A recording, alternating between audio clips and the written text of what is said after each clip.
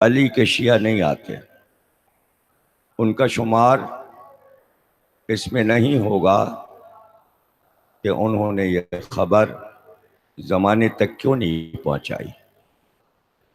ہاں، مسلمانوں کے تمام فرقے خطا کار کہلائیں گے اگر پورے عالم انسانیت تک آواز نہیں پہنچی۔ اس لیے کہ جتنی شدت کے ساتھ یہ واقعہ کائنات میں پھیلتا رہا، اتنی ہی شدت کے ساتھ دنیا کے مسلمان اس کو روکتے رہے کہ یہ آواز سب تک نہ پہنچے۔ تو آج سب بریو ذمہ ہو کر کہیں گے نہیں ہم تو نہیں تھے، نہیں آپ ہی تھے، آپ ہی تھے۔ آوازوں کو دباتے رہے، رونے والوں کو روکتے رہے۔ اب اگر روک نہیں پا رہے تو یہ بھی نہیں روک پا رہے کہ اب اس کے خلاف کوئی لفظ بھی نہ نکالو، اس لیے کہ اب بات عرب سے نکل چکی، غیر اقوام کو معلوم ہو چکا، اب چھپایا نہیں جا سکتا۔ چھپانے کی کوشش اس لیے رہی 1400 برس میں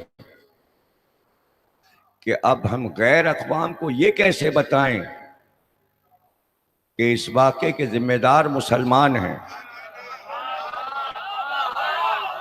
یہ کیسے بتائیں؟ جب تک چھپا سکتے تھے چھپایا کہ اب تو جو ہونا تھا وہ ہو گیا۔ رو نہیں، ذکر حسین نہیں کرو، اب آپ اس سے بھی نہیں روک سکتے۔ اس لیے کہ اب ہم عرب کی سرزمین پر نہیں ہیں، اب ہم عرب کی سرزمین کے محتاج نہیں ہیں کہ مدینے میں صف اعضا بچھی تھی، مکے میں صف اعضا بچھی تھی،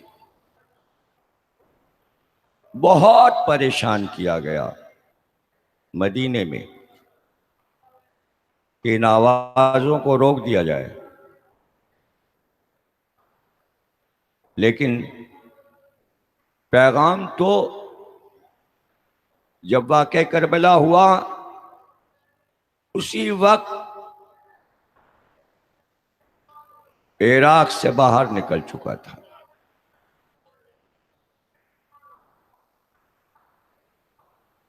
ابھی سائنس یہ کہہ رہی ہے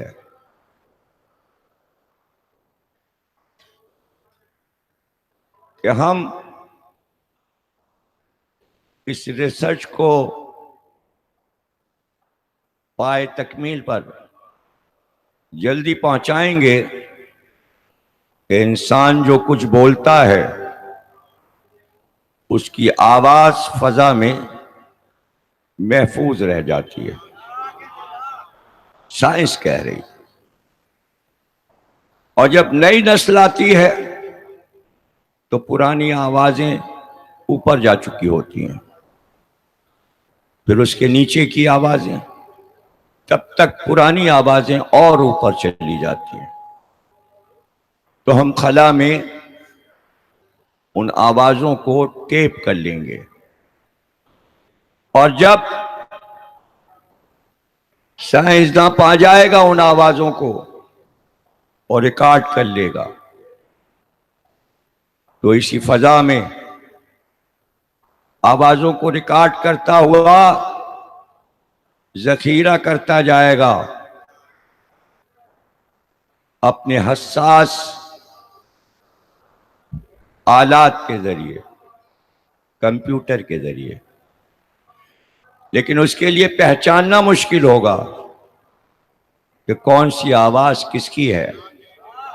لیکن ایک آواز اگر ریکارڈ کر سکے سائنسداں تو وہ آواز خود ہی بتائے گی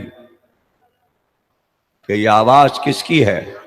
حل من ناصرین، حسین کی آواز فضا میں ہے، گونج رہی ہے. آواز فنا نہیں ہوتی، اور بھلا حسین کی آواز کو اللہ فنا کر دے گا؟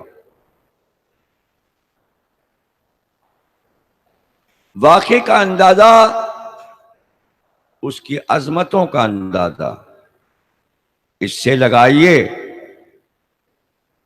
کہ کتنی گفتگو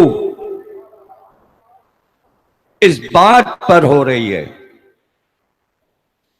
کہ یہ واقعہ ہوا کیوں، اس کی وجوہات کیا ہیں. تو ہزاروں وجوہات لکھی جا چکی ہیں، اور گنتی تو ہو نہیں سکتی. گنتی ہوتی تو پتہ چلتا ہزاروں نہیں لاکھوں وجوہات گنی جا چکی ہیں، اور ہر مورخ نے اپنے مزاج کے مطابق بتایا کہ یہ وجہ ہے. وہ اپنے مطابق سوچتا ہے. ظاہر ہے کہ اسلام والا اپنی وجوہات بتائے گا، لیکن یہی واقعہ جب غیر اقوام لکھنے بیٹھتے ہیں تو وہ اور وجوہات بتاتے ہیں. وہ وجوہات جو لکھی جا چکی ہیں اب اس پر بحث ہو رہی ہے کہ یہ وجہ جو لکھی یہ کیا ہے. وہ بحثیں جو فرسودہ ہو چکی، پرانی ہو چکی. بہت پہلے یہ آواز اٹھی تھی. کوئی حکومت کا جھگڑا تھا، کوئی تخت و تاج کا جھگڑا تھا. کسی نے کہا دو خاندانوں کے جھگڑے صدیوں سے آ رہے تھے.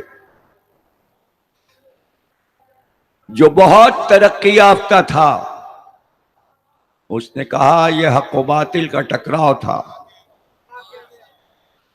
علامہ اقبال کے دور تک آتے آتے کہ ازل سے حق و باطل ٹکرا رہے ہیں اور ہر دور میں ٹکراتے رہیں گے، لیکن آخری معرکہ حق و باطل کا کربلا ہے. اس لیے کہ اب اس کے بعد حق و باطل کا معرکہ نہیں ہوگا، بلکہ اب یہ ہوگا کہ کربلا اور اس کے مخالف سے جنگ. اب حق نام ہے واقع کربلا کا، حق نام ہے حسین کا، اس لیے کہ یہ فیصلہ ہو چکا. اب 1400 برس کے بعد تھوڑی یہ فیصلہ ہوگا کہ حق پر کون تھا. یہ ہو چکا. دیکھیے اسلامی نقطہ نظر سے یہ طے ہو چکا کہ حق پہ کون تھا. اکثریت کہہ چکی کہ حسین حق پر تھے، لیکن اگر حق و باطل کے معنی غیر اقوام کو نہیں معلوم تو ان کو یہ پتا ہے کہ ظالم حق پر نہیں ہوتا، مظلوم حق پر ہوتا. ہاں آپ یہ کہتے یہ خوب کہیے کہ حسین نے نماز کے لیے جان دی، کہیے اور دل بھر کر کہیے، لیکن غیر اقوام یہ کیوں دہرائیں؟ ان سے کیا مطلب کہ آپ کے فرائض کیا ہیں، آپ کے اصول دین کیا ہیں، آپ کے فروع دین کیا ہیں؟ یہ تو آپ کی آپس کی بحث ہے کہ حسین نے جان کس کے لیے دی. وہ تو ایک ہی آواز دے رہے ہیں، انسانیت کے لیے دی. بات انسانیت کی ہے. اب انسانیت میں جو آ جائے، انسانیت میں جو آ جائے اپنی سوچ و فکر کو بڑھائیے اور یہ کہیے پورے دین کے لیے یہ قربانی ضروری تھی. اب تو یہ گفتگو ہو زبانی اور تحریری کہ اس واقعے کو صرف جو کلمہ گو ہے وہ توحید کی روشنی مر گفتگو کرے، جو اللہ کو مانتے ہیں کلمہ گو، وہ کہیں اب ہم آج سے توحید کی روشنی میں واقع کربلا کو دیکھیں گے. تو پھر ایک فیصلہ ہوگا کہ اگر آپ توحید کو جانتے ہیں اور آپ فیصلہ دے دیں کہ ہم نے توحید کی روشنی میں واقع کربلا پر بہت کچھ کیا اور بول دیا ہے، تو پھر ہم آپ سے سوال کریں گے کہ کیا توحید آپ کے سمجھ میں آ گئی؟ آپ مکمل توحید سمجھ گئے ہیں؟ اگر آپ سمجھ گئے ہیں تو ایک ہی سوال بتا دیجئے. آپ کے لیے 3 حالتیں ہیں. ایک وہ جو گزر چکی، اس کو آپ کہتے ہیں ماضی. ایک جو مستقبل ہے، آنے والا دور.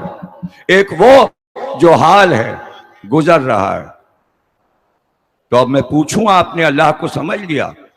آپ کے لیے ماضی ہے، حال ہے، مستقبل ہے. کیا اللہ کے لیے بھی ماضی، مستقبل اور حال ہے؟ آپ کہہ سکتے ہیں، آپ کی مجال ہے کہ اللہ کا بھی کوئی ماضی تھا، اللہ کا کوئی حال ہے، اے معاذ اللہ کا بھی کوئی مستقبل ہے.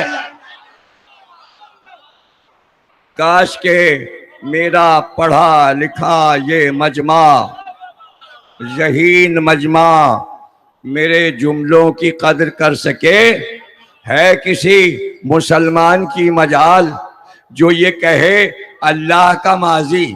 تو مجھے بتائیے اللہ کا ماضی کیا تھا؟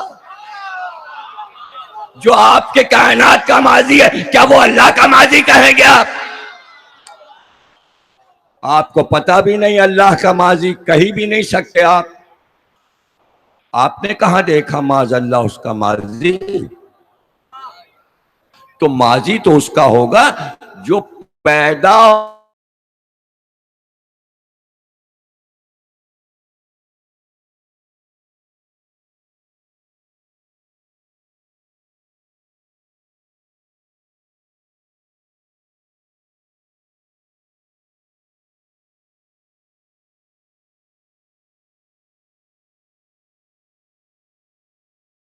تم زبان سے اللہ کے لیے نکال سکتے ہو. تو پھر اللہ کے لیے کیا ہے میں بتا رہا ہوں تمہیں. اگر توحید سمجھنی ہے تو سن لو، اللہ کا ماضی تو ہے ہی نہیں، اس کے لیے گزرا ہوا نہیں ہے. اور یہ بھی سن لو، اللہ کے لیے مستقبل نہیں ہے. اللہ کے لیے ایک ہی حالت ہے، حال حال حال. بس ہے، سب کچھ ہے.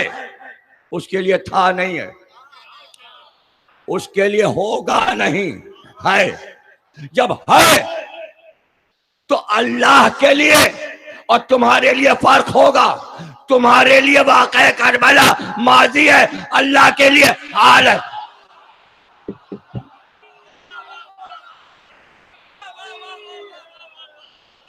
ہے واقع کربلا ہے، اس کے لیے گزر نہیں گیا، اس کے لیے گزر نہیں گیا.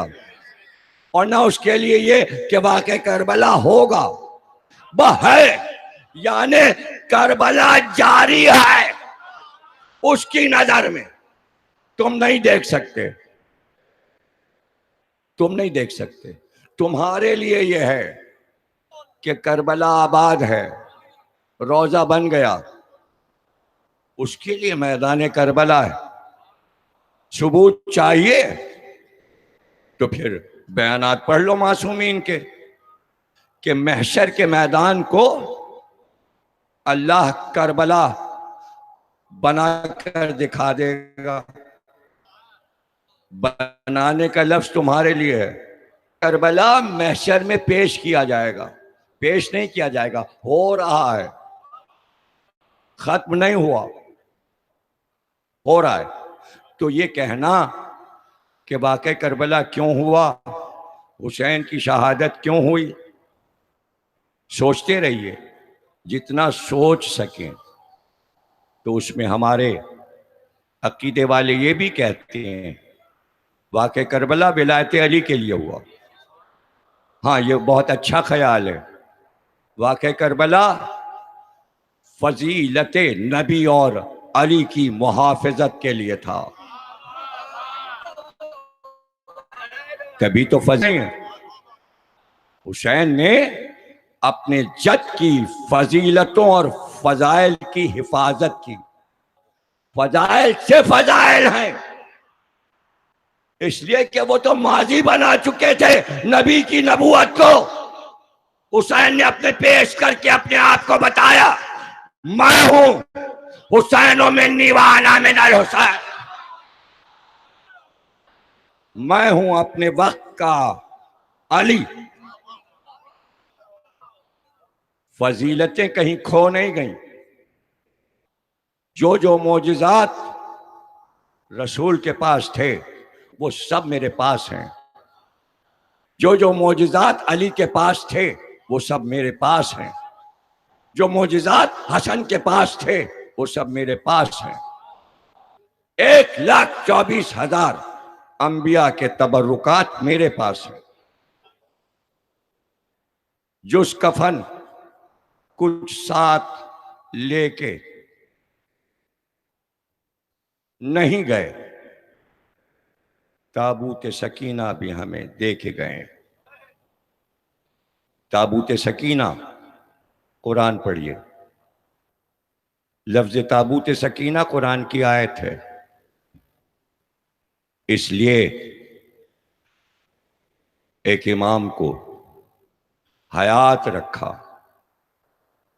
تاکہ زمانہ یہ نہ کہہ دے کہ سب ماضی تھا، قصے تھے، وہ فضیلتیں سنتے تھے، راوی لکھ گیا ہے، کتابوں میں ہیں. نہیں، مجسم ہم تمہارے سامنے سب کچھ لے کر آئیں گے.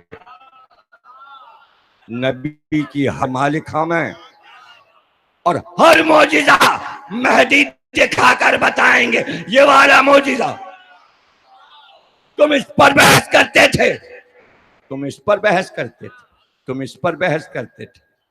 پہلا معجزہ تو یہی دکھائیں گے کہ مردہ کیسے جلایا جاتا ہے.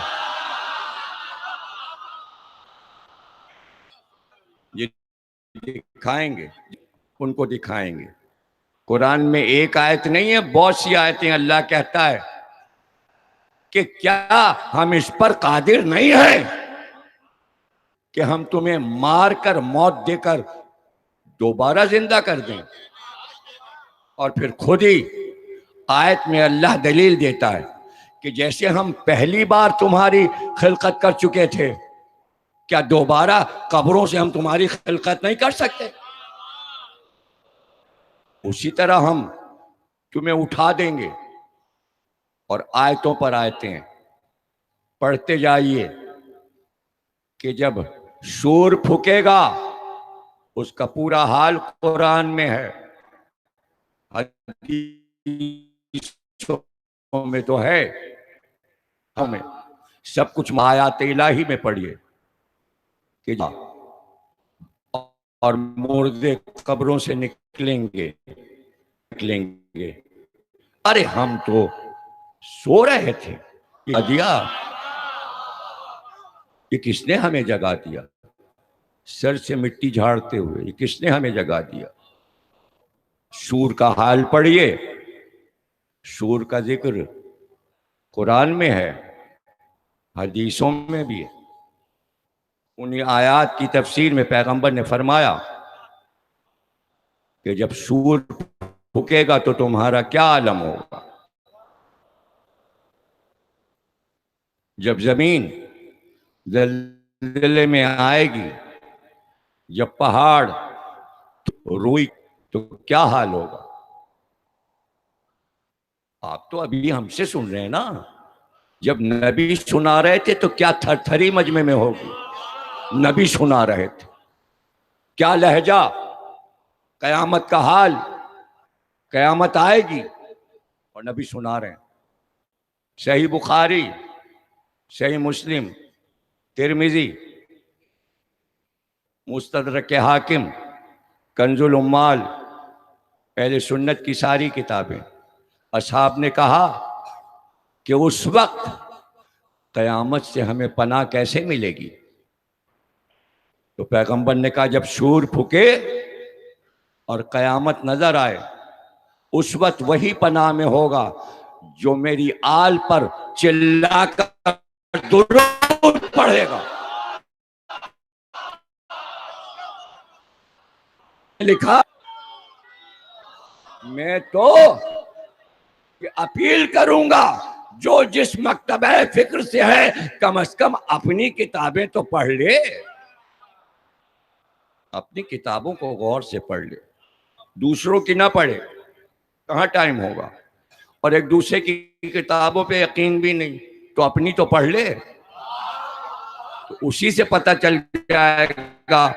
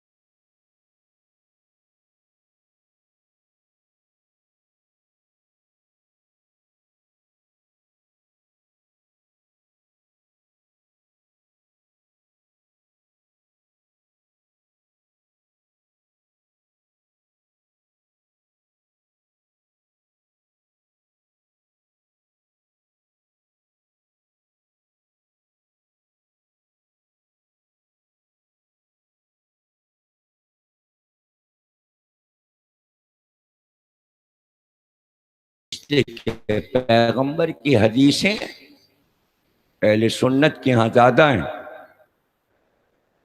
بہت زیادہ ہیں وہ حدیثیں جو اہل بیت کے بارے میں فرمایا رسول اللہ نے، مرنے کے بعد اور مرتے وقت محشر کے میدان تک 7 مقامات پر علی کی محبت کام آئے گی، اس لیے کہ وہاں نہیں ہوگا۔ انہی کو ہم فضیلت علی کہتے ہیں، جنہیں پیغمبر بیان کرتے ہیں۔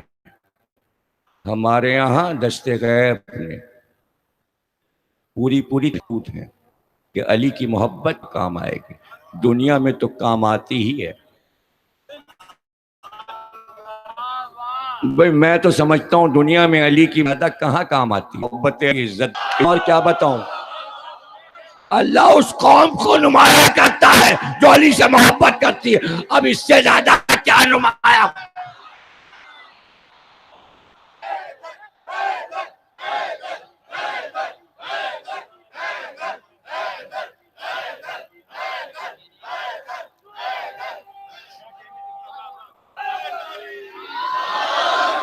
علی کی محبت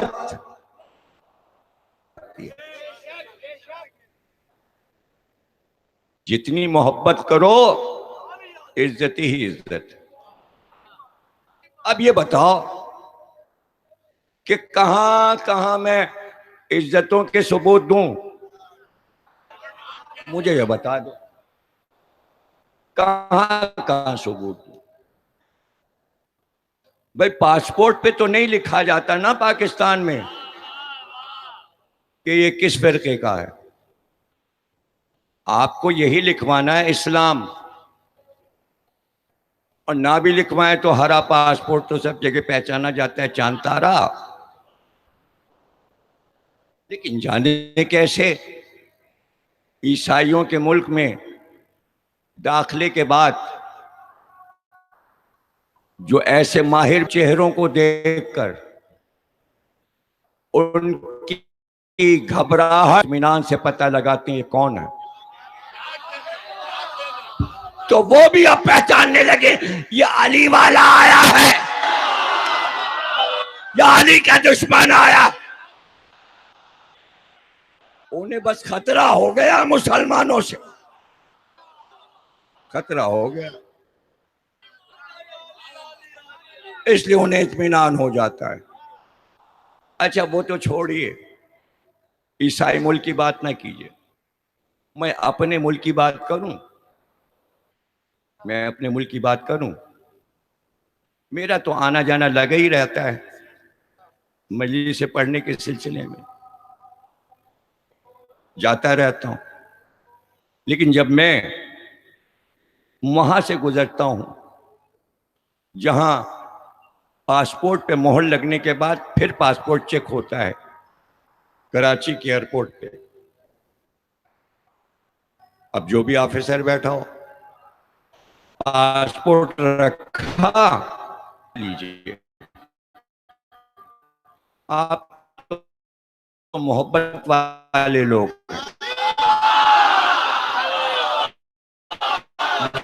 دعا کیجیے گا، ہمارے لیے دعا کیجیے گا. یقین کیجیے کہ گیٹ میں گھسنے سے لے کر اور جہاز تک بیٹھنے تک ہمارے لیے دعا کیجیے گا.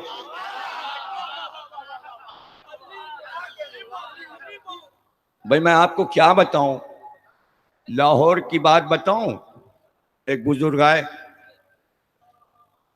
چہرے سے ہی عبادت گزار لگ رہے تھے، کہنے لگے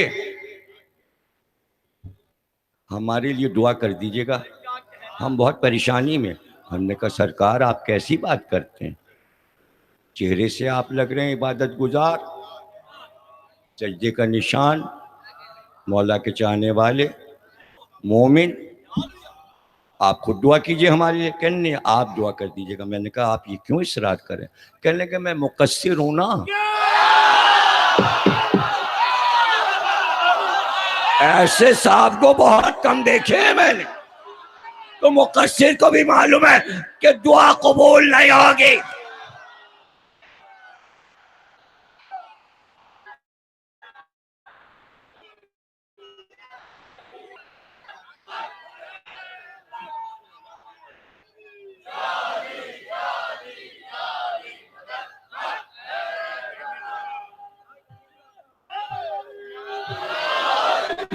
محبت علی اگر نہیں ہے تو پھر وہ دعا بھی نہیں. ہاں زمانے کے کام تو نکل جاتے ہیں، کام تو نکل جاتا ہے، لیکن اللہ کا پسندیدہ بھی وہی ہے. اس نے اپنے حبیب سے محبت اس لیے کی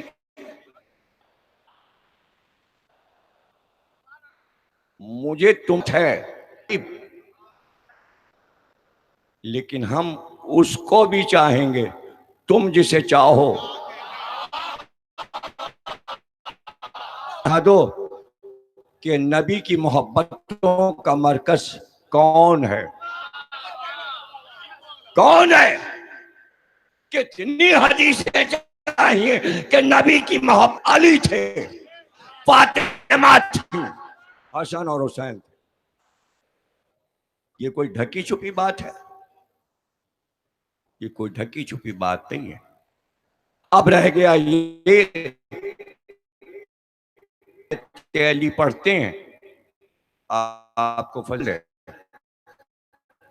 آپ کو فضائل علی پسند ہے، آپ کو اچھا لگتا ہے علی میں فضیلت علی، وہ کتابیں جو فضیلت علی پر ہیں پڑھنے میں آپ کو اچھا لگتا ہے، لیکن کوئی پوچھے کہ یہ فلسفہ کیا ہے تو ہم یہ فلسفہ کیا بتائیں کہ اللہ کے پاس اس سے اچھا نسخہ، اعلیٰ ترین انسانیت کو سدھارنے کا ایک ہی تھا، واقعہ کربلا۔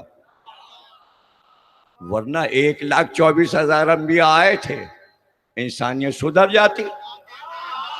یہ سارا اختتام واقعہ کربلا پہ کیوں ہو گیا؟ اب یہ فلسفہ میں سمجھاتا جاؤں گا اور آپ سنتے جائیے۔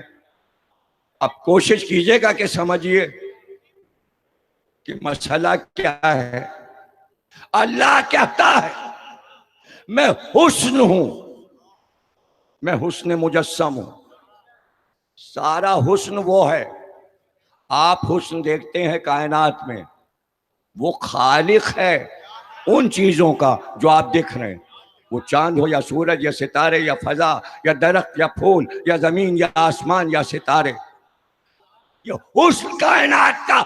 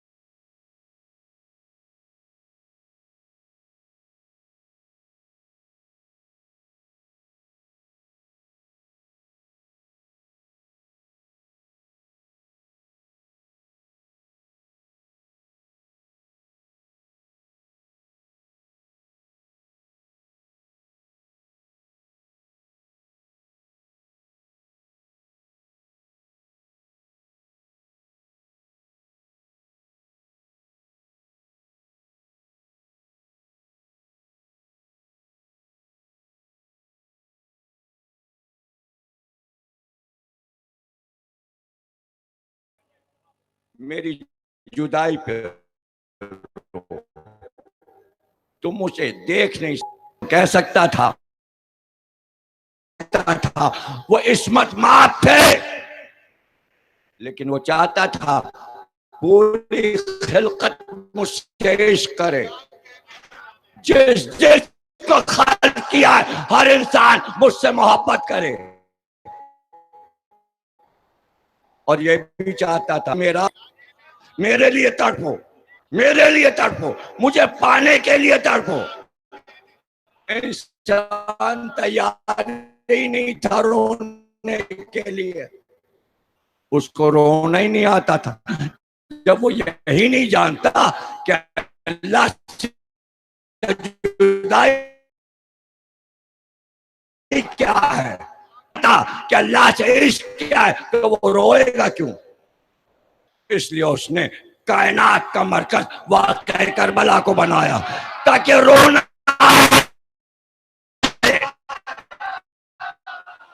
اب حسین قرار۔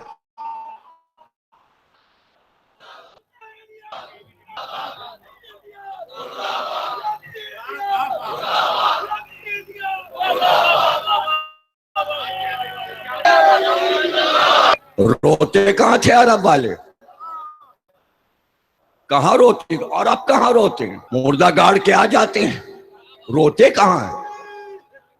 رلانا تھا، رلانا تھا، اس لیے اس نے کربلا رکھا۔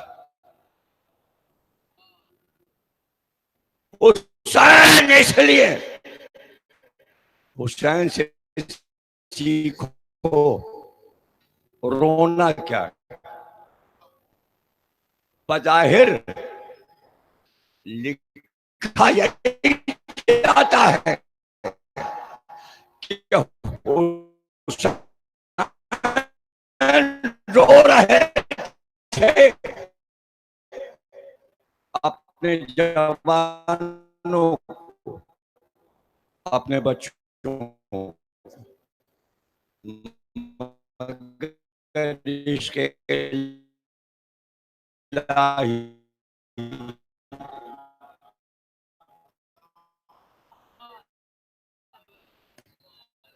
عشق، اللہ سے عشق، حسین کا عشق۔ اگر حسین رو رہے تھے دیتا، حسین تم رو رہے ہو، تڑپ رہے ہو، عادت نہیں ہوگی، نہیں حسین وہ دیکھتا تھا، یہ میں گاڑے کو میں فلسفے سمجھاتا ہوں۔ مسئلہ یہ پہلے سے واقعہ بنا ہوا تھا، اللہ چاہتا تھا کہ حسین شہید ہوں، تو اس پہ رونا کیسا؟ نہیں، اللہ تو چاہتا تھا کہ رویا جائے، اس کا تو تقاضا تھا۔ اگر ایسا ہوتا تو آدم روتے کیوں؟ اگر ایسا ہوتا تو نور روتے کیوں؟ اگر اسے رونا ناپسند ہوتا تو ایوب روتے کیوں؟ یعقوب، یحییٰ اور زکریا اتنا روتے کیوں؟ ارے اٹھا کے تو دیکھو قرآن کتنا گریا۔ ہمارے گریا پر اگر اعتراض ہے تو انبیاء کا گریا دیکھو کس حد تک گریا۔ آج بول پہ میرا جو انٹرویو تھا اس میں نے سمجھایا اور وہ آیتیں بتائیں کہ اللہ کہتا ہے ہنستے بہت ہو، روتے نہیں۔ ایک آیت نہیں ہے، مسلسل اللہ کا تقاضا یہ، ہنسنا تو آتا ہے، روتے نہیں۔ یعنی اللہ تقاضا کر رہا رو، اور پھر یہ بھی طے ہو گیا ہاں عبادت بڑی افضل ہے اللہ کی، لیکن وہ کہتا ہے وہ عبادت پسندیدہ ہے جس عبادت میں رویا جائے۔ اب یہ بتاؤ اس سے بڑی عبادت جس میں گریا بھی ہو اور عبادت؟ بات کو سمجھو، بات کو سمجھو۔ ہاں مقدر تھا تو وہ تو طے تھا، تو طے کیا کیا طے تھا؟ کیا یہ بھی طے تھا؟ کیا یہ بھی طے تھا؟ اللہ سے طے تھا کہ وہ سجدے کو کہے گا شیطان سے اور وہ انکار کر دے گا تو وہ شیطان بن جائے گا؟ نہیں، آپ کا خیال غلط ہے، یہ پہلے سے طے نہیں تھا، بلکہ حکم تھا کہ سجدہ ہو، ورنہ نکالا کیوں؟ لعین کیوں کہا؟ شیطان کیوں کہا؟ ابلیس کیوں کہا؟ سب کے معنی الگ الگ ہیں۔ شیطان کے کیا معنی ہیں عربی میں؟ شطن سے ہے، شطن کے معنی منہ پھیر کر جانے والا، اپنے معبود سے منہ پھیر کر نکلا۔ ابلیس بعد میں نام ہوا، ابلیس کہتے ہیں جو مسخ ہو جائے۔ جیسے ہی اس نے انکار کیا سجدے سے، اللہ نے کہا مسخ ہو جا، وہ مسخ ہو گیا۔ مسخ کو سمجھانے کے لیے اس نے کہا ہم نے کتنی قوموں کو مسخ کر دیا۔ مثالیں جانوروں کی دی کہ ایسے ایسے جانوروں میں ہم نے انسانوں کو مسخ کر دیا۔ مسخ شدہ انسان جانوروں میں پائے جاتے ہیں، جانور الگ ہیں اور وہ انسان جو مسخ ہو گئے انہی جانوروں میں ملے ہوئے ہیں۔ تو ابلیس مسخ ہو گیا، اس لیے اسے کہتے ہیں ابلیس، اللہ نے اسے مسخ کر دیا۔ اللہ کسی قوم کو مسخ نہ کرے، اس لیے کہ یہ اللہ کا سب سے بڑا عذاب ہے۔ تو پہلے سوچو اور پھر سوچ کر بولو۔ آیت ہے قرآن میں، الستو بربکم۔ تفسیر کیا لکھی شیعہ سنی نے؟ ہم نے ذرات میں تبدیل کیا روحوں کو۔ کون سے ذرات؟ یہ مٹی کے ذرات نہیں، عالم ذر کہتے ہیں اسے۔ عالم ذر آدم سے کئی ہزار لاکھ برس پہلے عالم ذر کہلاتا ہے۔ ذر اس لیے تو آپ کو نظر نہیں آتے، روشنی کو تولا نہیں جاتا، اس کے ذرات تلاش نہیں کیے ہیں سائنس نے ابھی، ماہیت کو، تیزی کو بتایا ہے کہ روشنی کا سفر کیا ہے، یہی تھیوری ہے فزکس دین۔ لیکن نہیں، سچ ہو رہی ہے الستو بربکم کی، کہ روحوں کو طلب کیا اور اس کے بعد پوچھا کیا میں تمہارا رب نہیں ہوں؟ سب نے کہا ہاں تو ہی میرا رب ہے۔ یعنی ہر روح سے آواز آئی، ہر ذرے سے آواز آئی، تو ہی میرا رب ہے۔ اب اس طرح کوئی سمجھا کے دکھا دے، گاڑھے ترین فلسفے اور منطق کے ساتھ مشکل ترین مسئلے کو آسان کر کے، کہ بچہ بھی انکار نہیں کرے گا کہ میرے سمجھ میں نہیں آیا اور میں سمجھا رہا ہوں۔ آیت کی تفسیر، جس وقت کائنات میں پیدا ہونے والے انسانوں کی روحوں نے اللہ کو رب مانا، اسی وقت اس نے کہا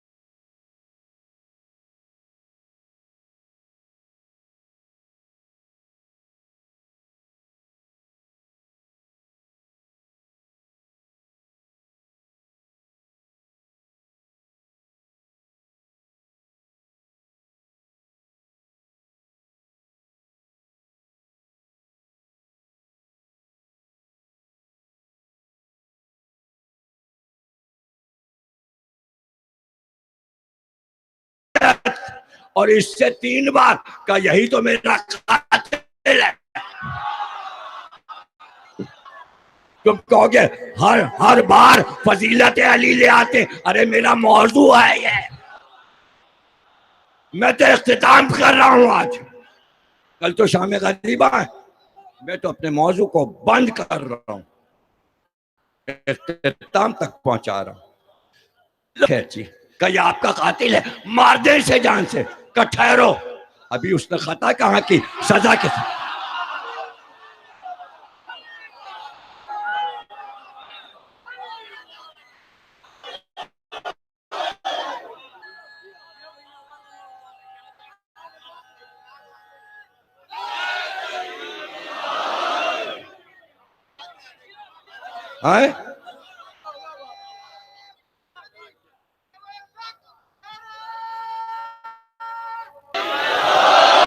اس میں غالی کی کیا بات ہے, اس میں نشیری کی کیا بات ہے, اس میں اخباری کی کیا بات ہے, اس میں غلو کی کیا بات ہے. ارے اللہ اپنی توحید کو کس کے ذریعے سمجھاتا, تمہارے ذریعے.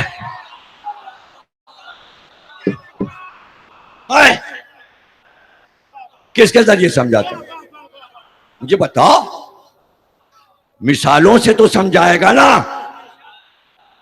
کہہ رہا ہے پکار کر, آیتوں پہ آیتیں پکار رہا ہے, کہہ دو اسے.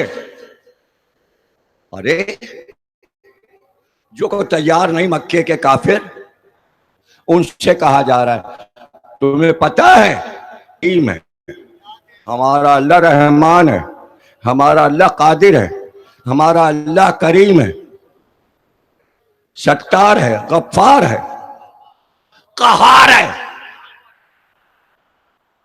ناموں سے سمجھ لیں گے. نہیں کوئی تو ہو جو یہ سمجھائے اس کی رحیمیت کیا ہے, اس کی رحمانیت کیا ہے, اس کی کریمیت کیا ہے. ستار کے معنی کیا ہے, غفار کے معنی کیا ہے, غفار کے معنی کیا ہے, قہار کے معنی کیا ہے. کیا ناموں سے اور لفظوں سے عربی سے سمجھ لیتے؟ نہیں, کچھ معنی زبانی سمجھائے جاتے ہیں, کچھ دکھا کے سمجھائے جاتے ہیں, مثالوں سے سمجھائے جاتے ہیں. مثالوں سے. ہم کیسے رحیم ہیں, بندوں کو کیسا رحیم ہے. آج 1400 برس کے بعد تم مجھ سے اٹھ کر کہو ہاں سمجھ گئے قرآن پڑھا ہوا ہے, آپ کیا جاہل سمجھ رہے ہیں, حدیثیں پڑھی ہیں, ہمیں پتا ہے وہ کتنا رحیم ہے. ارے میں تمہاری بات تھوڑی کر رہا ہوں. وہ جو عرب میں اللہ کو ماننے کو تیار نہیں, ان سے کیسے سمجھایا جاتا کہ اس کی رحمیت کیا ہے, وہ کس طرح اپنے بندوں کو معاف کرتا ہے. تو مثال سے سمجھاتا ہے نا. تو اس نے کہا ہر بچے کی ماں اس کی رب ہے, ربیانی صغیرہ. جب تم چھوٹے تھے تمہاری ماں تمہارے لیے تمہاری رب تھی. اس کا کیا مطلب ہے, رب تو ہے. نہیں سمجھا رہا ہے رحیمیت کیا ہے, حد بتائے. جب تک ماں سمجھ میں نہیں آئے گی اس کی رحمیت سمجھ میں نہیں.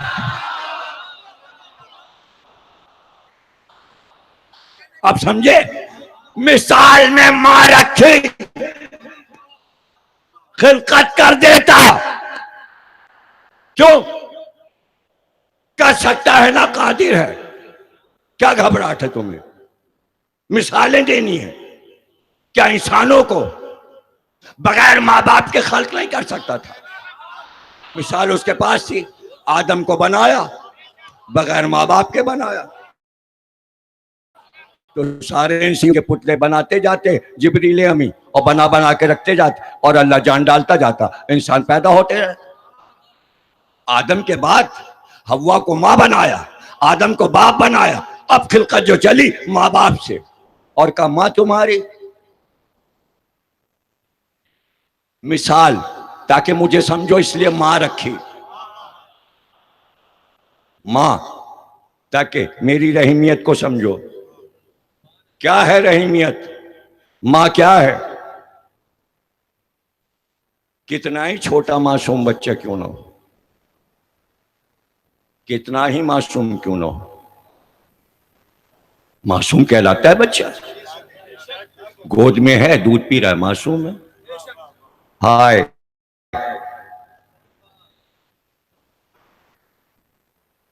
کن کن منزلوں سے پرورش کی. ابھی تو کپڑے بدلے تھے اس نے، ماں نے کپڑے بدلے تھے صاف، اور ابھی تو گود میں لیا تھا. ماں پہ پیشاب کر دیا بچے نے، اٹھا کے پٹک دے. ارے پھینکے تو تھپڑ لگائے کہ میرے نئے کپڑے تھے خراب کر دیے. ہائے، یہ ماں ہے. پہلے بچے کو پاک کیا، پہلے اس کے کپڑے بدلے، ڈانٹا نہیں.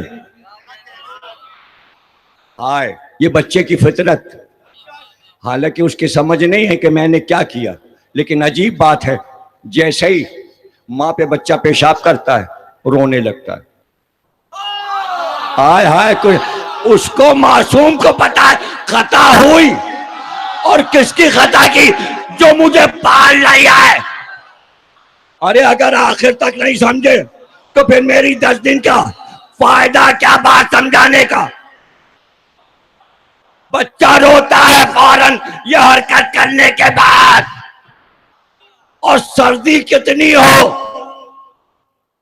پھر وہ پاک کرتی ہے کپڑے، دوسرے کپڑے پہن لیتی، اور کپڑے بدل کر پھر اسی طرح چمٹا لیتی سینے. میرا لال، میرا بچہ، کیا آپ سمجھے میری رحمیت کیا ہے؟ تم دن میں کتنی خطا میری کرتے ہو اور میں معاف کرتا رہتا. گناہ پر گناہ، گناہ پر گناہ، گناہ پر گناہ، گناہ پر گناہ، اور پھر خلقت قائم ہے.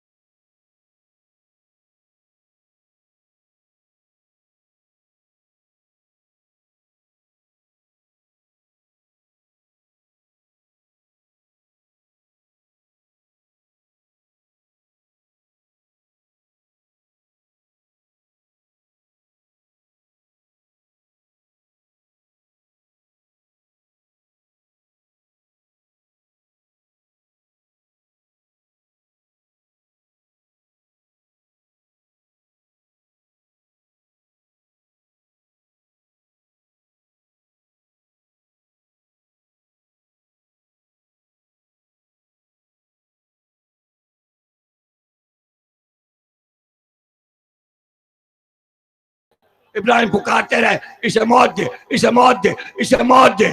اب کیا ایسا ابراہیم دیکھ رہے تھے؟ کیا دیکھ رہے تھے کہ انسان کے لیے موت طلب کر رہے تھے؟ اب اس سے بڑا جملہ کیا دوں؟ اگر تمہاری آنکھوں کے پردے ہٹ جائیں تو سب ایک دوسرے کو کوسنے لگے.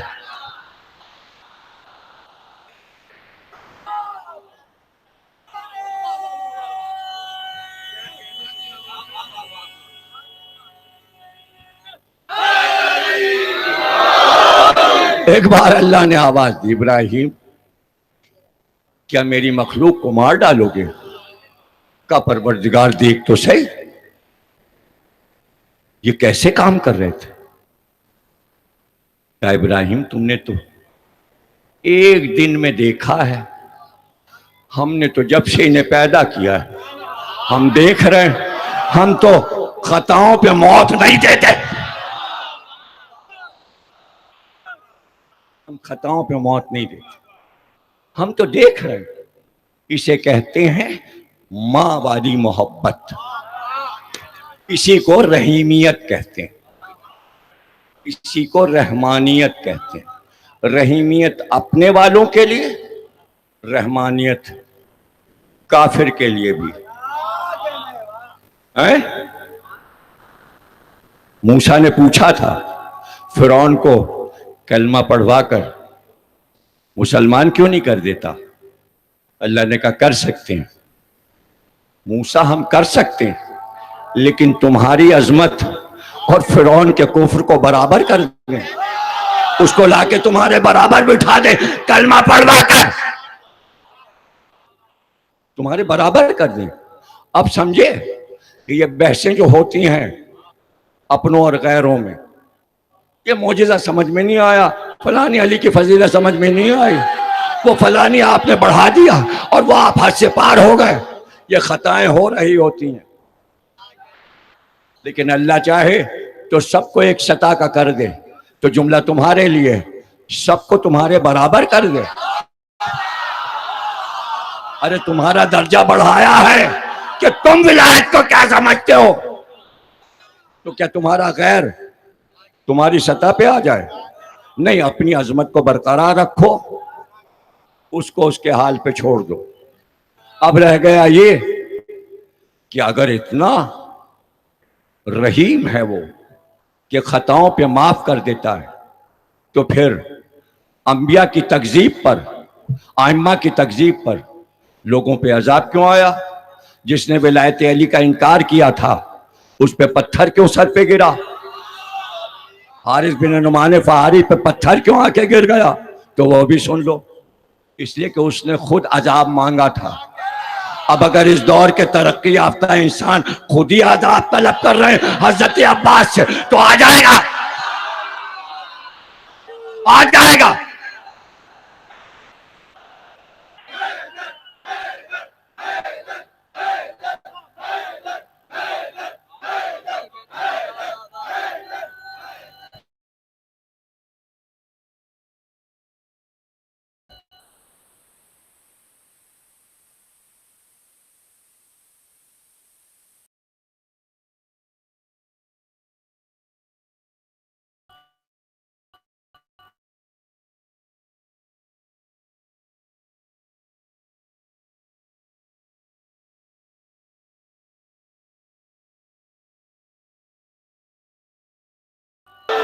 بڑا پریشانی ہو گئی. ایسے آپ جناب سیدہ کی کہانی میں بتا دیتے ہیں.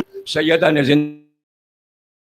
کہانی جگہ جگہ دکان پہ ملتی ہے، چلے جاؤ لے لو. نا یہ معجزہ ہوا ہے تب سے اب تک لکھ رہا ہے. نہیں ہو کہ کہو نہیں یہ کر دیجئے، خوش ہو گئی تھی اٹھ گئی، نہیں مر گئی، مر گئی، مر گئی. کیا کیا اعتراض سے تو پڑھو. بیوی نے اور 2 رکعت نماز پڑھی اور پھر بارگاہ کا پروردگار عطا کر دے. یہ سیدہ یا اللہ کا. تو اگر عباس کسی کو زندہ کرے تو وہ بھی اللہ کا معجزہ.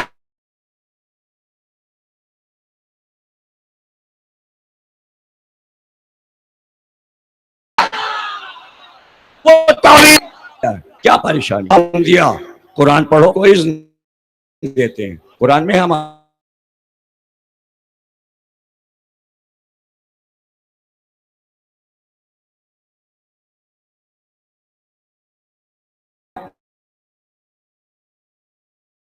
کوئی نہیں. عیسیٰ کہتے تھے قم باذن اللہ، اللہ کے حکم سے اٹھ جا، مردہ اٹھ جاتا تھا. اور علی کہتے تھے قم باذنی، میرے حکم سے اٹھ جا، میرے حکم سے وہ اٹھ جاتا تھا.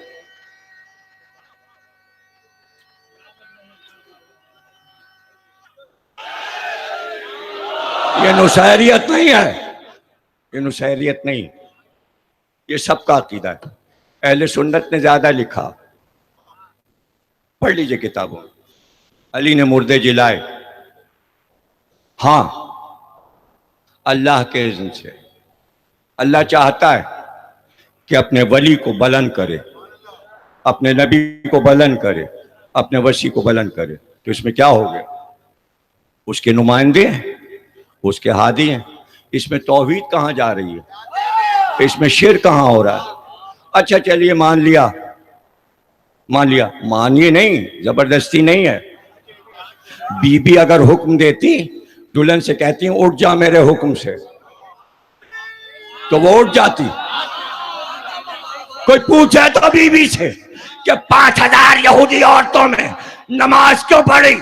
پڑھ کے بتایا ہمارا بھی رب ہے. اس میں نصیریت کہاں ہے؟ ہر جگہ یہ بتا دو جو چیز ہم پڑھتے ہیں اس میں توحید آتی ہے یا نہیں. تو عباس کے معجزات میں بھی توحید ہے. آپ کہیں گے نبی اور ولی والی طاقت عباس کو کیسے مل گئی؟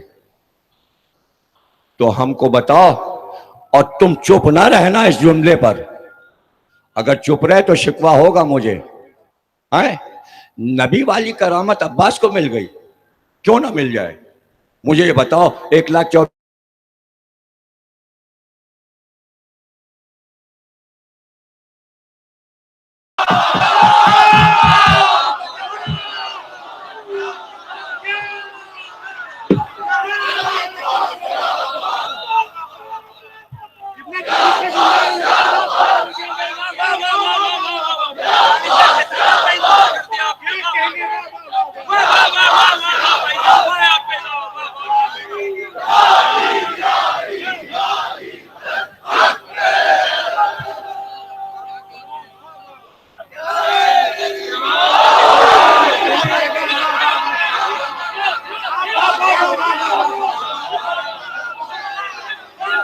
اور اگر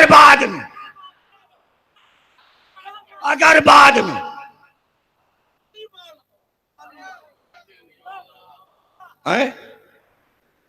عباس کا ایثار تو دیکھو. اور پھر سیدہ جب یہ کہہ دیں عباس میرا بیٹا ہے، اصل میں کوتاہی ہوئی ہے، شاید ہم ہی سے ہوئی ہو کہ ہم اپنے بچوں کو دل بھر کے سمجھا نہیں سکے کہ عباس کیا ہے. ہو سکتا ہے ہم نہ سمجھا پائے.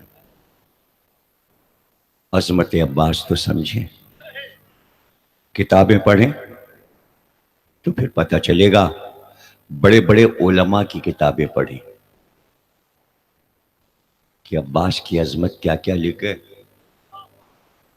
ہاں چلیے آپ کی بات مان لی، لیکن یہ جناب سیدہ کی کہانی میں جس نے کہانی نہیں سنی سب کے گھر جل گئے. نہیں، ہم اسے بھی سمجھائے دیتے ہیں. سیدہ نے گھر نہیں جلائے. نہیں، بات سمجھیے. جب حدیث قصہ ختم ہوئی، حدیث قصہ سب کے گھر میں، ایسا نہیں سب سنے بیٹھے. آخر میں حضرت علی نے پوچھا یا رسول اللہ، یہ جو حدیث آپ نے سنائی ابھی سب کو جمع کر کے، اس کا ثواب کا جب یہ پڑھی جائے گی اور جو مجمع سنے گا تو فرشتے آئیں گے اور انہیں گھیر لیں گے اور ان کے لیے دعا کریں گے. تو فرشتے انتظار میں رہتے ہیں کہ کب ذکر آل محمد شروع ہوگا اور ہم جا کے شریک ہو جائیں. وہ سنارن غریب ایک ایک گھر پہ گئی کہ میری مراد آئی. میرا بچہ کمار کے آوے میں گر گیا تھا، اللہ نے زندہ واپس کر دیا. چل کے جناب سیدہ کی کہانی سن لو. سب نے کہا فضول کاموں کے لیے ہمارے پاس وقت نہیں ہے. وہ جنگل میں روتی چلی گئی. واپس آئی تو گھر جل رہے تھے. بی بی تو کہانی سنا کے چلی گئی. یہ گھر کس نے جلائے؟ ان موکلین نے جلائے جو ذکر کے انتظار میں رہتے ہیں. اب جو ذکر روکے گا اس پہ عذاب آئے گا. موکل جس سے ناراض ہو جائے. یہ رحیم و کریم ہے, یہ بددعا نہیں دیتے. تو عذاب آتا ہے ان موکلین کی طرف سے جو مامور ہیں اس بات پر کہ جاؤ ہمارے عظیم بندوں کا ذکر سنو اور بیٹھ جاؤ. تو کیا یہ سب شیعہ سنی بیٹھے ہیں؟ اس میں موکلین بھی ہیں, اس میں اجنہ بھی ہیں, اس میں اجنہ بھی. اس لیے کہ صرف انسانوں کے نبی نہیں ہیں سرکار, ورنہ قرآن میں 72واں سورہ سورہ جن نہ ہوتا. سورہ جن اسی لیے رکھا گیا تاکہ بتایا جائے کہ جب سورہ رحمان نازل ہوا اور تلاوت کر رہے تھے سرکار, 2 جن ادھر سے گزر رہے تھے. انہوں نے کلام سنا اور وہ رک گئے سورہ رحمان کو سنتے ہی. جب وہ سن چکے تو اپنی قوم کی طرف گئے اور جا کر بتایا ایسا کلام سنا ہے ہم نے. اسی واقعے کو اللہ 72ویں سورے میں سناتا ہے کہ وہ 2 جن گئے اور انہوں نے کہا کلام عجب سنا ہے. تو وہ سب آئے کہ ہم بھی سنیں گے, اور پھر وہ سارے اجنہ کلمہ پڑھ کر مسلمان ہو گئے. اور جو جن ایمان نہ لائے وہ جنگ بیر العلم میں, یہ علم الف سے ہے عین سے نہیں, بیر العلم وہ کنواں علم والا, رنج و اندوہ والا کنواں, اس میں سے آوازیں آتی تھی. علی کو بھیجا, علی نے حملہ کیا, کنویں میں گئے, اجنہ کو مارا, اجنہ نے کلمہ پڑھا. جو کافر جن تھے انہوں نے کلمہ پڑھا. جنگ بیر العلم سب نے لکھی, شیعہ سنی سب نے پڑھ لی.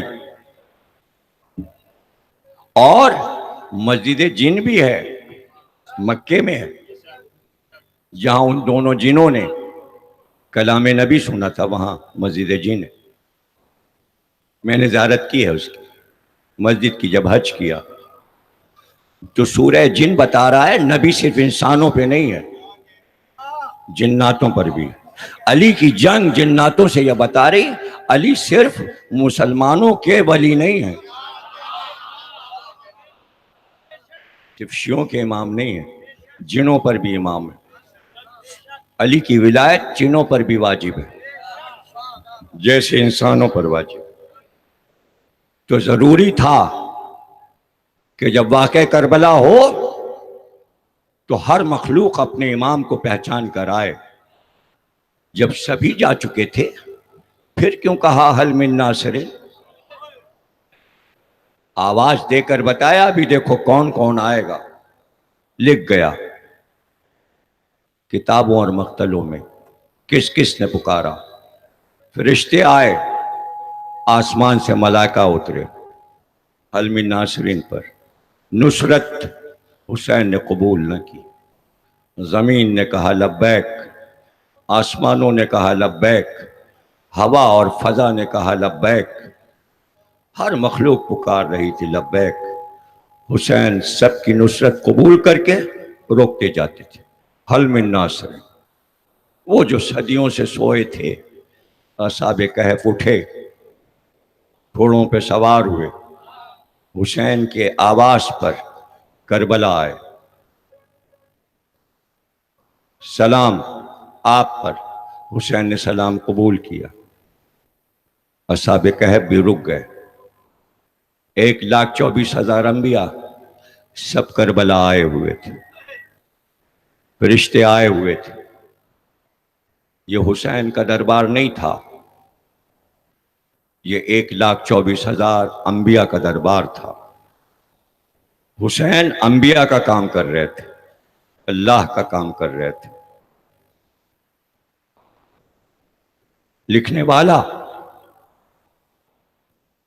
راوی بیان کرتا ہے، اچانک امام رضا کے کتب خانے میں ایران میں، آستانہ قدس کے کتب خانے میں ایک قلمی نسخہ ملا۔ جب اسے پڑھا گیا تو پتہ چلا کہ اس میں کیا لکھا ہے۔ بیان کرنے والا کہتا ہے کہ میں ایک بار سمندر کے سفر میں تھا، اچانک طوفان آیا، کشتی ٹوٹی، ٹوٹ کر ٹکڑے ٹکڑے ہو گئی اور میرے سارے ساتھی غرق ہو گئے۔ میں بے ہوش ہو گیا۔ جب ہوش آیا تو کشتی کے ایک لکڑی کے ٹکڑے پر میں پڑا ہوا تھا، اس نے مجھے بہا کر ساحل پہ پہنچا دیا تھا۔ میری آنکھ کھلی تو کچھ نہ تھا، ساتھی نہ تھے، کشتی والے نہ تھے، اور ایسے میں وہ کہتے میں اٹھا، میں نے اپنے آپ کو دیکھا، میں زندہ ہوں، دور تک دیکھا، سوا صحرا کے کچھ نہ تھا۔ میں آگے بڑھا، کچھ دور اس صحرا میں بڑھا تھا کہ میرے کانوں میں رونے کی آوازیں آئیں۔ میں رکا، غور کیا کہ یہ صدائیں کدھر سے آ رہی، تو میں نے غور کیا ایک صدا رونے کی آتی ہے، اس کے جواب میں چاروں طرف سے آوازیں آتی۔ میں خوف زدہ ہو گیا، یہ کیسی دھوپ ہے، یہ کیسی ہوا ہے، یہ کیسی فضا ہے، لیکن میں آگے بڑھتا رہا اس تجسس میں کہ میں دیکھ سکوں یہ کون رو رہا ہے۔ میں آگے بڑھا تو مجھے ایک شخص نظر آیا، میں رک گیا، میں سہم گیا اور اسے دیکھنے لگا۔ غور سے میں نے دیکھا تو وہ کبھی اٹھتا اور کبھی بیٹھتا اور کچھ دور بڑھتا اور روتا ہوا جاتا اور پھر ایک جگہ بیٹھ جاتا۔ میں نے غور کیا، بال اس کے بکھرے ہوئے تھے، چہرے پر اس کے بال بڑے بڑے پڑے ہوئے تھے، سر پہ اس کے خاک پڑی تھی۔ کون ہے؟ جب وہ روتا تھا تو اس کے جواب میں چاروں طرف سے رونے کی صدائیں آتی تھی، لیکن نظر کوئی نہ آتا تھا، لیکن وہ نظر آ رہا تھا۔ میں نے کہا اب کی جب یہ چلتے چلتے بیٹھے گا تو میں دیکھوں گا یہ بیٹھ کر کیا کرتا ہے۔ میں قریب گیا، آہستہ چلتا ہوا اس کے پیچھے آیا۔ پشت پر میں نے دیکھا کہ وہ جہاں بیٹھتا، بیٹھنے کے بعد خاک پر وہ اپنی انگلی سے مٹی پہ لکھتا یا حسین، اور پھر رونا شروع کرتا، پھر اٹھتا کچھ دور جاتا، پھر کہیں اور بیٹھتا اور پھر لکھتا یا حسین۔ جب میں نے زمین پر اس کو یا حسین لکھتے دیکھا تو مجھ میں ہمت آئی، یہ تو میرے آقا کا نام ہے۔ حسین نے میرے دل سے خوف نکال دیا۔ اب میں گھوم کر اس کے سامنے آیا، میں نے اس پر سلام کیا، اس نے جواب سلام دیا اور اس کے بعد حیرت سے مجھے دیکھا۔ اس سے پہلے کہ وہ کچھ پوچھتا میں نے اس سے کہا تم کون ہو؟ اس نے کہا نہیں، میں تم سے پوچھوں گا تم کون ہو، اس لیے کہ یہاں تو کسی بشر کا گزارا نہیں، تم یہاں آئے کیسے؟ کہ میرے ساتھ یہ واقعہ ہوا، میں سفر پر تھا، کشتی ٹوٹ گئی، لکڑی کے ٹکڑے نے یہاں تک پہنچا دیا، اب تم کو یہاں پاتا ہوں، تم کون ہو؟ اور پھر میرے آقا کا نام لکھتے ہو؟ اسی لیے تو میں ٹھہر گیا، تم میرے آقا کا نام لکھ رہے ہو، مجھے بھی ان سے محبت ہے۔ کہاں تم حسین کے چاہنے والے ہو؟ اب تم پوچھتے ہو تو میں اپنا نام بتاتا ہوں، کون ہو؟ جعفر جن، جعفر جن۔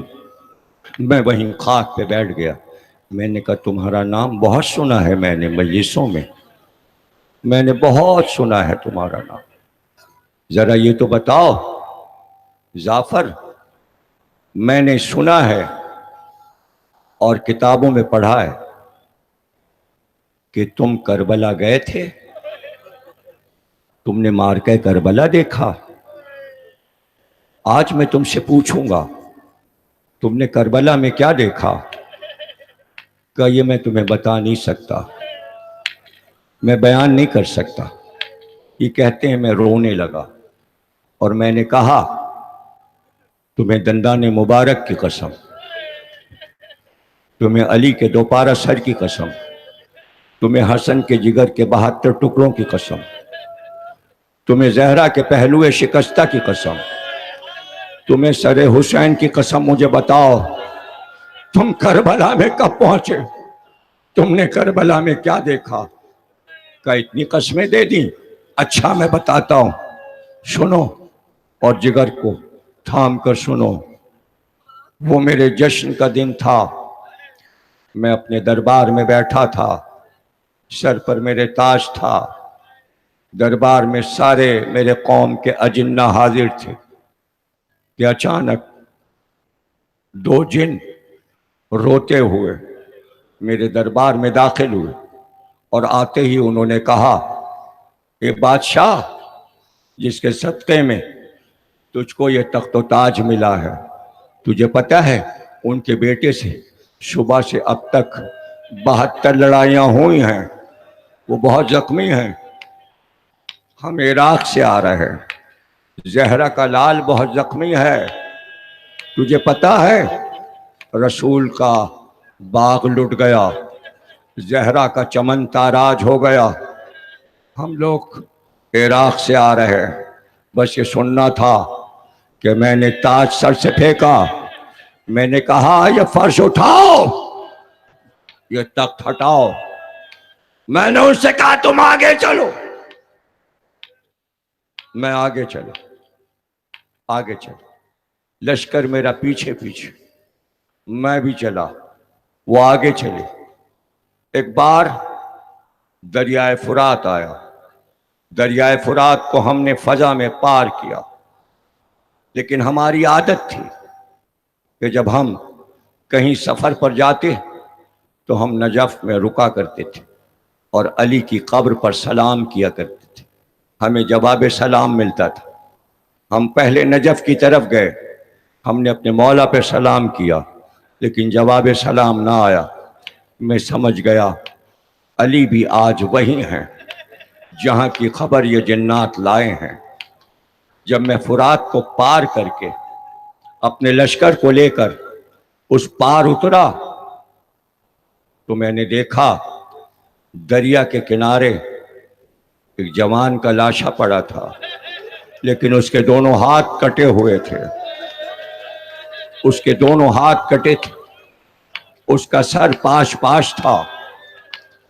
دونوں جنہوں نے کہا اے بادشاہ یہ حسین کے بھائی عباس کا لاشا، یہ علی کا بیٹا عباس ہے۔ ظفر کہتا ہے میں آگے بڑھا،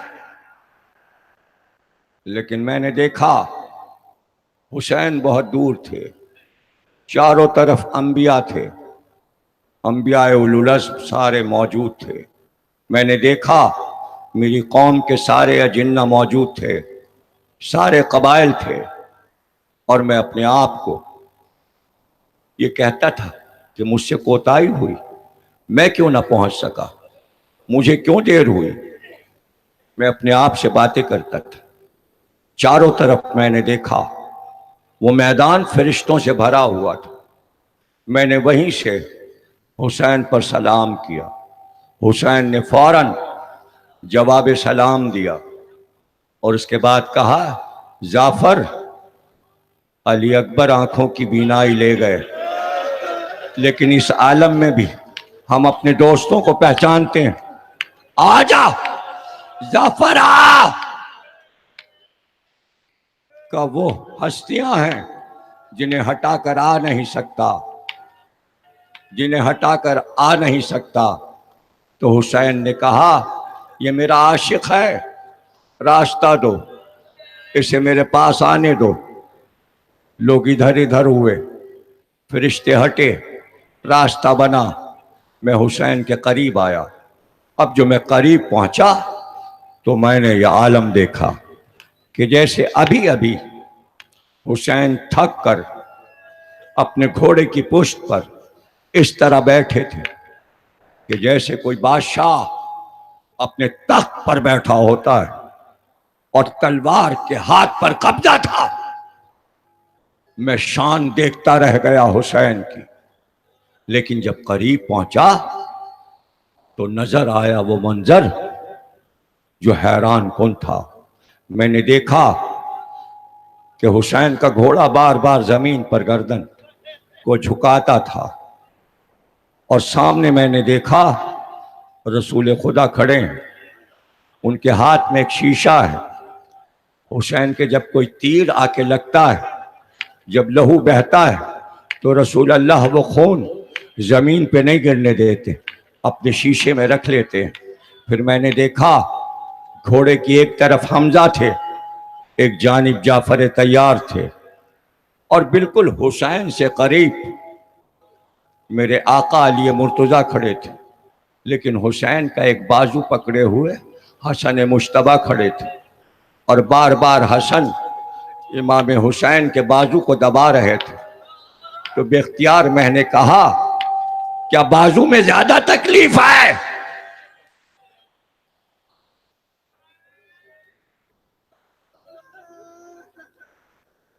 تو بے اختیار حسین نے کہا کہ یہ ہمارے اصغر معصوم کی نشانی ہے، یہ زخم تیر میرے علی اصغر کی یاد ہے۔ ابھی تو وہ میری گود میں تھے، میں نے دیکھا میرا آقا گفتگو کر رہا تھا، محسوس کیا پیاسا ہے، میں نے کہا پانی لاؤ، دریا سامنے ہے۔ کہا آؤ جعفر میرے ساتھ آؤ۔ میرے ہاتھ کو تھاما، لے کر چلے، ایک جگہ آئے، ایک ننھی سی قبر پہ رکے۔ کہا یہ ہمارے علی اصغر سو رہے ہیں، ابھی تھوڑی دیر پہلے قبر بنائی ہے۔ اے جعفر تو نے دیر کر دی، یہ ابھی پیاسے تڑپ کر مر گئے، میں انہیں پانی نہ پلا سکا۔ اب بتا جعفر میں پانی پی کے کیا کروں گا؟ جعفر کہتا ہے پھر میرے ہاتھ کو تھاما، لے کر آگے پڑھے، ایک خشک کھجور کے درخت کے نیچے آئے، وہاں ایک لاشا پڑا تھا، ہوا سے جس کی زلفیں ہل رہی تھی، اور کربلا کے ذرات اس کی زلفوں میں چمک رہے تھے۔ جھک کر کہا جعفر پہچانا یہ کون ہے؟ کا شکل تو رسول سے ملتی ہے۔ کہ یہ میرے دل و جان، میرے جگر علی اکبر ہیں۔ جب یہ اذان دیتے تھے تو میرے لشکر والوں کے دل بڑھ جاتے تھے۔ اے جعفر لڑتے لڑتے میرے پاس آئے تھے، کہنے لگے بابا پانی پلا دیجئے۔ ہم علی اکبر کو پانی نہ پلا سکے، اس لیے کہ پانی 3 دن سے ہم پر بند ہے، راستہ روکا ہے ان ظالموں نے۔ اے جعفر اب بتا، سب پیارے ہمارے پیاسے مر گئے، اب ہم پانی پی کر کیا کریں گے؟ جعفر کہتا ہے میں نے کہا یہ فرشتے سارے کھڑے ہیں، آپ انہیں حکم کیوں نہیں دیتے یہ جنگ کریں اور ان سب کو قتل کر دیں؟ اس لیے کہ آپ کے حکم کی دیر ہے۔ کہا جعفر یہ فرشتے اسی لیے آئے تھے، اذن طلب تھے کہ یہ قتل کر دیں انہیں، ہم نے انہیں روک دیا۔ کہا آپ نے کیوں روکا؟ بدر میں آپ کے نانا کی مدد کے لیے فرشتے آئے تھے تو آپ بھی مدد لے سکتے ہیں۔ کہ وہ زمانہ اور تھا، یہ زمانہ اور ہے۔ زہرا کا لال کچھ اور چاہتا ہے، وہ زمانہ کچھ اور چاہتا تھا۔ ہم نے انہیں روک دیا، کہا تو پھر ہم کو اذن دیجئے، ہمارا لشکر موجود ہے، ہم ان کو قتل کریں۔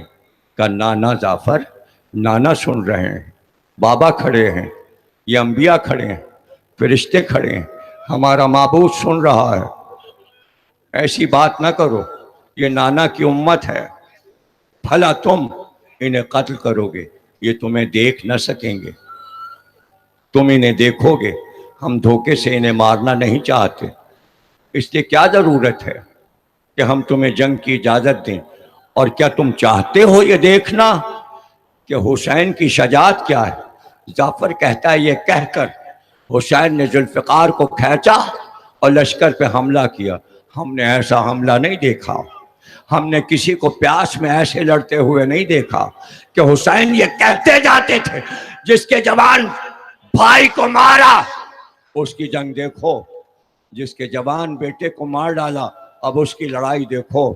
ہم نے لشکر کو بھاگتے ہوئے دیکھا، حسین کی شجاعت دیکھی، حسین پھر لڑتے ہوئے وہیں واپس آئے، رکے اور ایک بار جبریل کو آواز دی، کہا جبریل میرے قریب آؤ۔ جبریل ادب سے قریب آئے، ہاتھوں میں جبریل کے ایک دفتر تھا۔ کہا جبریل ان انبیاء کرام سے کہو اپنے اپنے حجروں میں جنت کو واپس جائیں، واپس جائیں۔ انبیاء روتے ہوئے واپس چلے۔ کہا جبریل اب ان فرشتوں سے کہو اپنے اپنے مقام پر آسمانوں پر واپس جائیں۔ ایک بار کربلا کا میدان فرشتوں سے خالی ہونے لگا۔ ایک بار میں نے کہا یہ آپ کا آخری دربار ہے، سب کو کیوں رخصت کر رہے ہیں؟ کہ جعفر اب یہاں کوئی نہیں ٹھہرے گا، جعفر اب تو بھی جا، تو بھی جا اور اپنے لشکر کو واپس لے جا۔ میں نے کہا کچھ دیر تو رہنے دیجئے۔ کہا نہیں جعفر واپس جا۔ کہا آپ کو اس حالت میں چھوڑ کر چلا جاؤں؟ آپ کو اس حالت میں چھوڑ کر چلا جاؤں اور جا کر کیا کروں گا؟ کہا جعفر واپس جا اور وصیت یاد رکھنا، اب آج کے بعد مجھے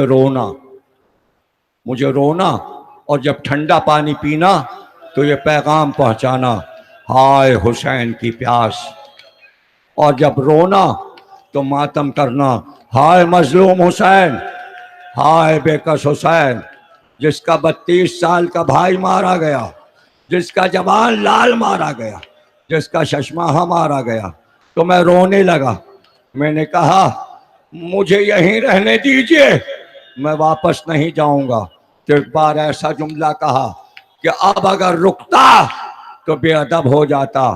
حسین نے کہا جعفر سب واپس گئے تو بھی جا، اس لیے کہ کچھ دیر میں عرش سے اماں کی سواری آنے والی ہے، وہ نبی کی پیاری نور کی عماری میں آنے والی ہے، اب یہاں کوئی نہیں ہوگا، یا حسین یا حسین کی ماں۔ اب میں کیسے رکتا؟ کربلا کی زمین کو بوسے دے کر میں واپس ہوا، لیکن جب اپنے محل میں داخل ہوا، اپنے قصر میں آیا، میں نے کہا سفیدہ بچھاؤ، اور میں روتا ہوا ہائے حسین کہتا ہوا، اور سب سے کہا مجھے پرسہ دو، ہائے حسین کہہ کر ماتم کرو۔ فریاد کی صدائیں بلند ہوئی، گھبرا کر میری ماں محل کے دروازے پہ آئی۔ کہ جعفر آج تو تیرا جشن تھا، یہ رونا کیسا؟ کہ اماں کربلا میں قیامت ہو گئی، رسول اللہ کا باغ تاراج ہو گیا، فاطمہ کا خاندان اجڑ گیا، سب مارے گئے، میں کربلا سے آ رہا ہوں۔ کہ بتا تو کیا ہوا؟ کہ حسین کے پیارے مارے گئے، حسین تنہا ہے ابھی کربلا میں، انہیں اکیلا چھوڑ کر آیا ہوں۔ جعفر کی ماں نے کہا ارے اس عالم میں تو نے علی کے بیٹے کو تنہا چھوڑا، یہ کیا کیا جعفر؟ کہا نہیں وہ رکنے نہیں دے رہے تھے، انہوں نے واپس کیا۔ کہا جعفر تیری ماں تجھے دودھ نہیں بخشے گی، مجھے لے چل، میں خود آقا کی خدمت میں چلوں گا۔ جعفر کہتا ہے میرے گھر کی عورتیں، میری بچیاں، میرے بیٹے، میری اولاد، میری ماں سب میرے ساتھ چلے، لیکن جب میں واپس آیا تھا تو کائنات کا منظر کچھ اور تھا۔ اب جو واپس چلا تو منظر کچھ اور تھا۔ جب واپس آیا تھا کائنات ساکن تھی، لیکن جب آپ واپس چلا تو میں نے یہ دیکھا پہاڑ لرز رہے تھے، فضا میں فریاد تھی، چاروں طرف بکا کی آوازیں تھیں۔ جب میں سمندروں سے گزرا، دریاؤں سے گزرا، پانی کو اوپر چڑھتے دیکھا، لہروں کو ٹکراتے دیکھا، عجیب عالم تھا کائنات کا۔ میں نے سیاہ آندیاں اٹھتے دیکھی، اندھیرا چھایا تھا۔ جب میں اس مقام پر پہنچا تو وہ کربلا نظر نہ آئی، وہ مقام نظر نہ آیا، تو مجھے یاد تھا کہ علی کہاں پر تھے۔ میں نے آواز دی، آقا آپ کا غلام جعفر پکار رہا ہے، آپ آواز دیجئے کہ آپ کی صدا پر میں آ سکوں، بتائیں میرا آقا حسین کہاں ہے۔ ایک بار علی کی آواز آئی، جعفر میری آواز پر آ جا، اور چلتا۔ ہاں سیاہ آندھیا، اندھیرا چھا چکا ہے، لیکن جعفر کہتا ہے جب میں قریب پہنچا تو میں نے دیکھا جہاں علی کھڑے تھے وہاں ایک لاشے کو تڑپتا پایا۔ میں نے دیکھا کہ گردن کٹی ہوئی، اس سے لہو بہہ رہا تھا۔ علی نے آواز دی، جعفر دیکھا میرا لال مارا گیا۔ بس ہو گئی تقریر، بس اب رو لو، اب زیارتیں آئیں گی۔ دیکھو تابوت اٹھ رہے تھے نا آخری جملوں سے پہلے، تم نے اٹھایا 4 محرم کو اون و محمد کا تابوت، جب 5 کو یہاں آئے تو علی اکبر کا تابوت اٹھایا اور ماتم کیا، جب 6 کو یہاں آئے ایک جھولا ننھے شہزادے کا تم نے اٹھایا، علی اصغر کا حال سنا، جب 7 کو آئے پامالی قاسم کا حال سنا اور مہندی اٹھائی، جب 8 کو آئے عباس کا تابوت اٹھایا۔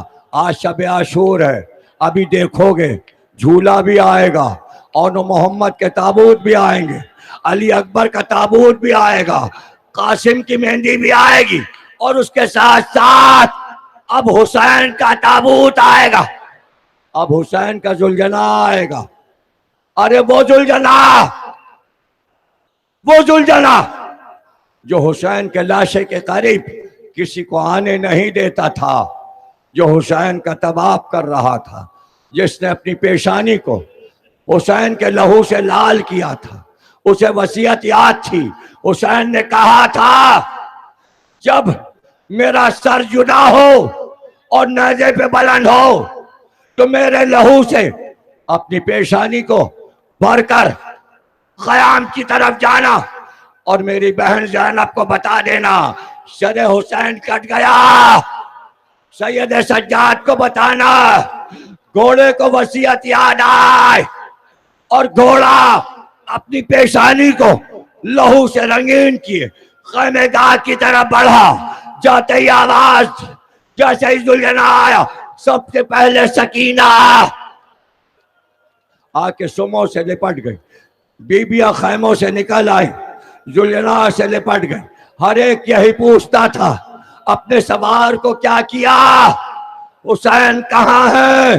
ایک بار زینب خیمے میں آئے، بیمار بھتیجے کا بازو ہلایا، کہا بیٹا اٹھو، کربلا کی زمین ہل گئی، ہنگامے اثر ہے، سیاندیاں اٹھ چکے، اے میرے لال، اماں کی وصیت پورا کرنے کے لیے زینب جا رہی ہے۔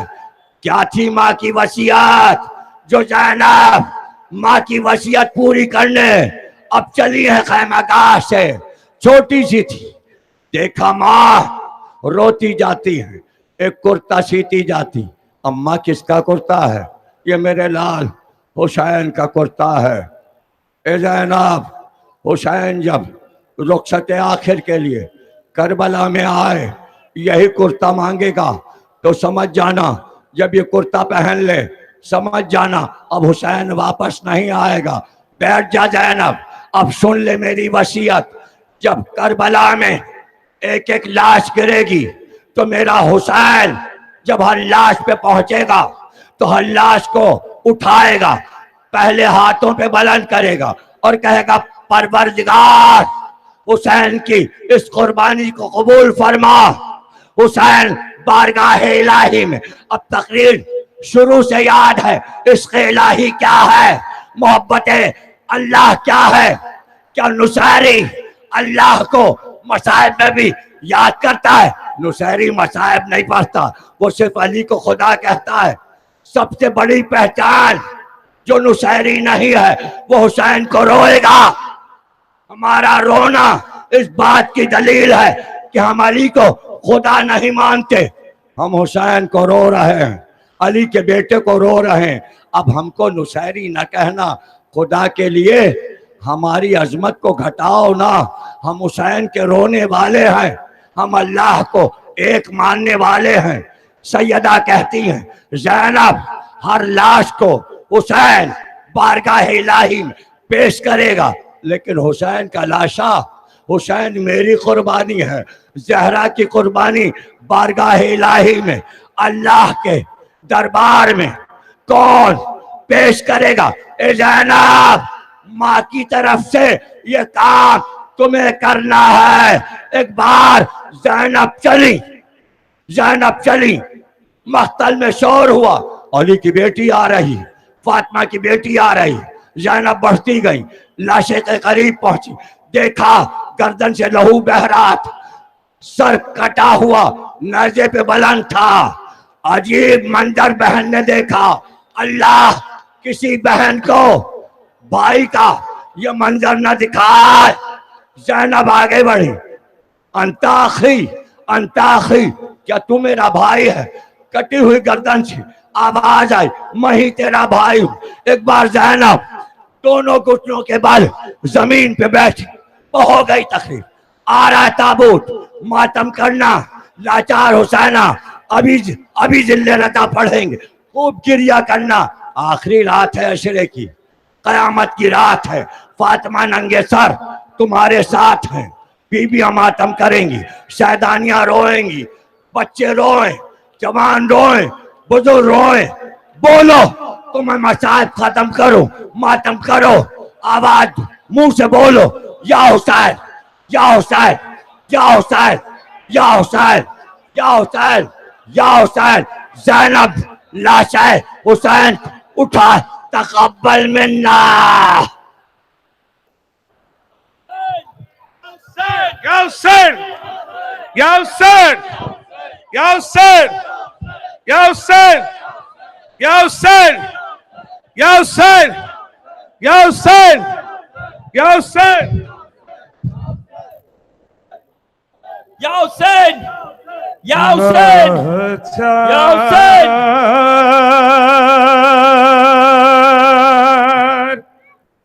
حسین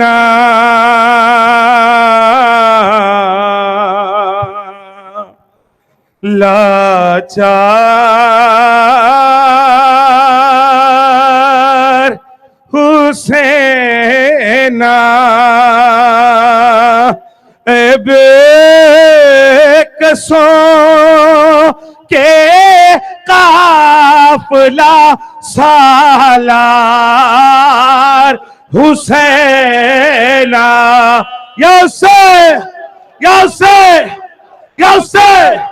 یا حسین یا حسین یا حسین یا حسین یا حسین یا حسین یا حسین یا حسین یا حسین یا حسین یا حسین یا حسین یا حسین. یادوں صفی اللہ سے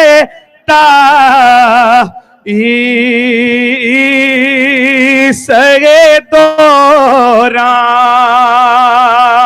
آدم صفی اللہ سے سگے دوران ارے ایسی نہ لٹی تھی کوئی سرکار حسین یا حسین Hussein, Ya Hussein, Ya Hussein, Ya Hussein, Ya Hussein, Ya Hussein, Ya Hussein, Ya Hussein, Ya Hussein, Ya Hussein. جو جہاں کھڑا ہے پیچھے والے Ya Hussein, حلقہ بناؤ ماتم کرو ماتم کی رات ہے Ya Hussein, سب ماتم کرو Ya Hussein. لاچار حسین اے بے کسوں کے قافلہ سالار Hussein,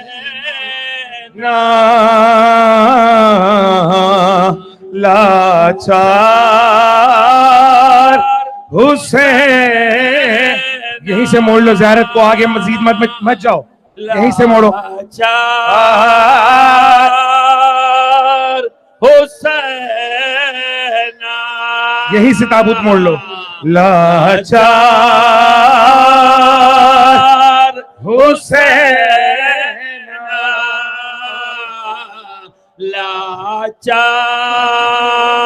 لاچار حسین ارے دریانا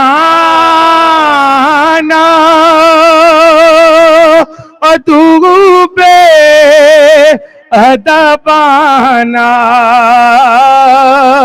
ہوئے داخل دریانا ادوبے ادبانا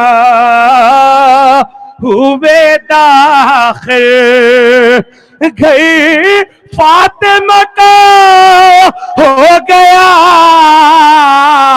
بازار حسین لاچار یا حسین یا حسین Ya Hussein, Ya Hussein, Ya Hussein, Ya Hussein, Ya Hussein, Ya Hussein, Ya Hussein, Ya Hussein, Ya Hussein, Ya Hussein, Ya Hussein, Ya Hussein, لاچار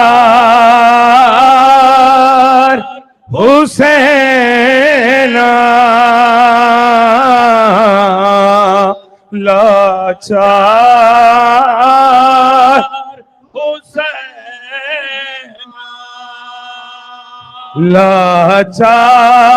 لاچار حسین